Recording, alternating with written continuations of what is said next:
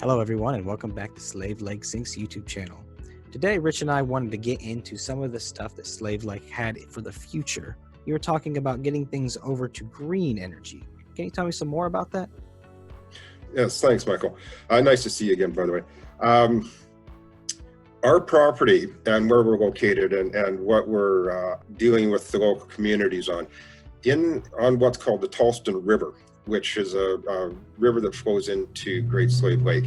There is a run-of-river hydro project that was built several years ago.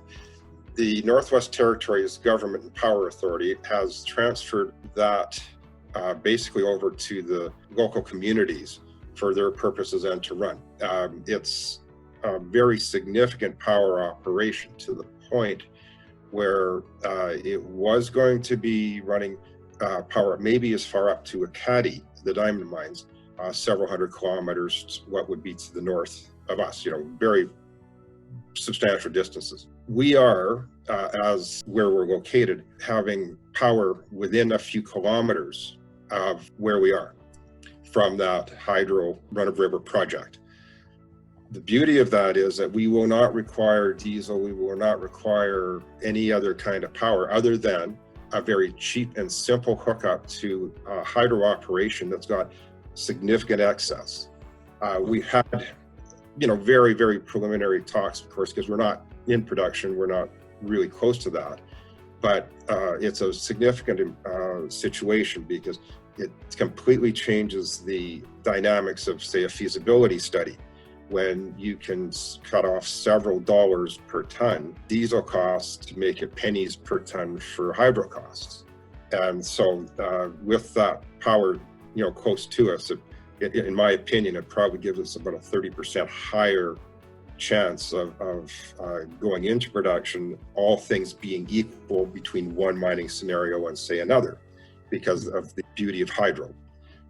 The other part, of course, in today's day, zinc is a green metal already. I mean, we're looking green. And so to be able to use hydro for all of our operation, potentially, for such a low cost, simply running power line is really exciting. It makes the project much more viable. Yeah, it's interesting to think about it. As you said, zinc is a metal that is helping flourish the green industrial revolution. And on top of that, if you're able to get your power from hydro, it really puts the whole company in a positive light in terms of its global carbon footprint. Absolutely. It's a nice feel thing. It feels good. It's nice as well. And just to divert a little bit, the pictures of the planet since the COVID-19 has erupted. The pollution has dropped. I mean, they've got clear skies in places they haven't had them for many, many years. So, that's what we've got to go back to. And, I think, Michael, I can talk certainly for myself on this comment. I think I can talk for you. I think we all believe in science, and science says that that's what we need to do. Yeah, exactly. And it's kind of acted as a wake-up call, so to speak. It's like, we didn't know what we used to have, right? They're talking about in Venice, the fish and stuff are returning and the water is clear. It's crazy. Like that's what we lost. It is crazy. Yes.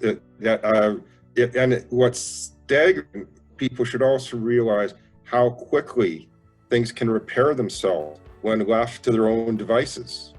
That is a perfect example. The fish, in Venice, salmon returning to the Thames, that sort of thing. I mean, these are very, very, very short, quick responses to an improvement. Yep, agreed. All right, Rich. Well, thank you for coming on. Is there anything else you want to offer people about maybe what's going on next week?